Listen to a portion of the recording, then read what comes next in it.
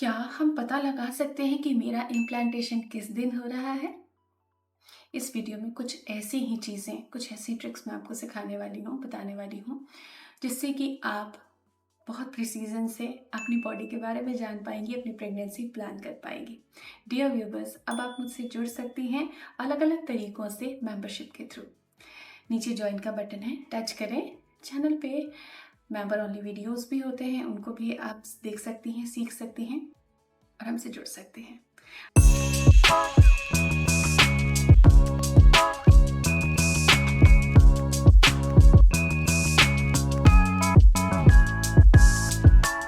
Welcome to Prerna's fertility care. आपने pregnancy test किया, date के करीब हल्की सी पिंक लाइन आई, लेकिन 2-3 दिन बाद ब्लीडिंग होने लगी। जब आपने चेकअप कराया तब आपको डॉक्टर ने कहा कि केमिकल प्रेगनेंसी थी और वो ख़त्म हो गई।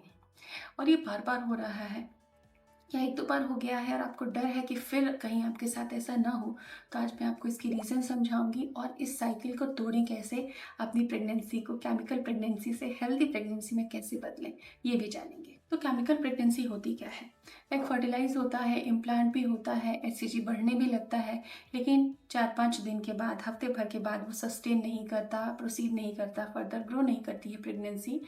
कुछ डिफेक्ट्स होते हैं, क्रोमोसोमल हो सकते हैं या क्वालिटी, स्पर्म की क्वालिटी रिलेटेड इश्यूज हो सकते हैं, जिसकी वजह से प्रेगनेंसी आगे नहीं बढ़ पाती और आपको पीरियड्स स्टार्ट होते हैं। प्राकृतिक रूप से यूट्रस उसको अपने अंदर से निकालने के लिए ब्लीडिंग स्टार्ट कर देता है और ये केमिकल प्रेगनेंसी कहलाती है। कई केसेस में तो वुमन को पता ही नहीं चलता है कि मुझे केमिकल प्रेगनेंसी थी भी, क्योंकि 1-2 दिन देरी होकर पीरियड चालू हो जाते हैं। तो ये अर्ली मिसकैरेज का एक बहुत बड़ा कॉमन एक रीज़न है। इससे हमें बाहर निकलने के लिए अगला जो मैं बताने वाली हूँ वो रास्ता अपनाना होगा, जो कि नेचुरल है, सेफ है। सबसे पहला इसका जो प्रमुख कारण है, सबसे बड़ा कारण है, वो है प्रोजेस्टेरॉन का कम बनना, जो आज के समय में ज़्यादा देखा जाता है। ल्यूटियल फेस डिफेक्ट होना, प्रोजेस्टेरॉन कम बनना, पीएमएस होना और स्पॉटिंग होना। अगर ये चीज़ें आपको होती हैं तो प्रोजेस्टेरॉन के सप्लीमेंट्स लिए जाते हैं, जनरली डॉक्टर देती हैं आपको कि 21वें दिन के बाद 22 डे से आपको प्रोजेस्टेरॉन लेना है। अदरवाइज आप डाइट से भी इसको कर सकते हैं। इसमें आपको 4 काम करने होते हैं। सबसे पहले स्ट्रेस कम करना होता है। रिलैक्सेशन के लिए प्राणायाम आप कीजिए। खाने में विटामिन B6 के सप्लीमेंट्स भी ले सकती हैं। केले, शकरकंद और तिल और सनफ्लावर सीड्स आप खा सकती हैं। बीज 1 चम्मच एक दिन में खाया जाता है। इसके अलावा स्लीप पूरी करनी होती है आपको। 8 घंटे की बॉडी को नीड है, 8 घंटे सोइए। 9 घंटे की नीड लग रही है बॉडी को, 9 घंटे सोइए। अपनी बॉडी की रिक्वायरमेंट के अकॉर्डिंग आप नींद पूरी कीजिए।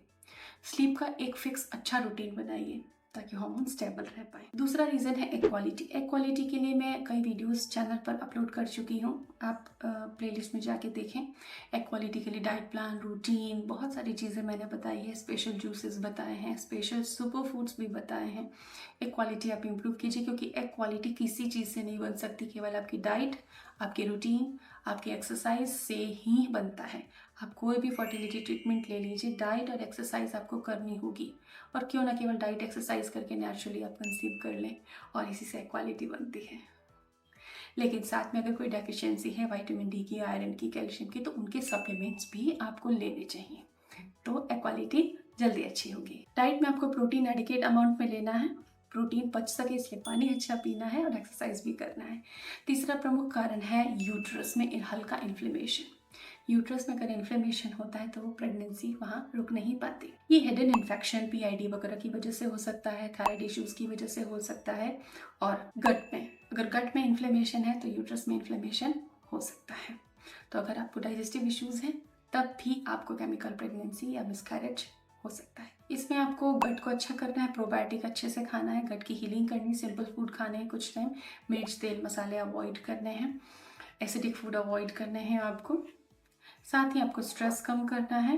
एंटी इन्फ्लेमेटरी जिंजर की चाय एक दिन में एक बार लेनी है, या जिंजर का वार्म इन्फ्यूजन सिप करके पीना है हर रोज। शुगर पे कंट्रोल करना है, शुगर बहुत कम खाना है, अवॉइड कर सकें तो बेस्ट होगा। प्रोटीन ज़्यादा खाना है, फाइबर अच्छा खाना है, पानी अच्छा पीना है, तो इससे यूट्रस में काफ़ी आराम मिलेगा। ओमेगा 3 की चीज़ें खाएंगे तो काफ़ी जल्दी ठीक होगा। अब आपका जब बार बार केमिकल प्रेगनेंसी हो रही है या रिपीटेड मिसकैरेजेस हो रहे हैं तो कौन कौन से टेस्ट कराने हैं? 21वें दिन प्रोजेस्टेरॉन का टेस्ट कराना है, विटामिन डी का टेस्ट कराना है, TSH का टेस्ट कराना है, सीमन एनालिसिस भी करानी है, हस्बैंड की पेल्विक अल्ट्रासाउंड कराना है और फास्टिंग इंसुलिन टेस्ट कराना है।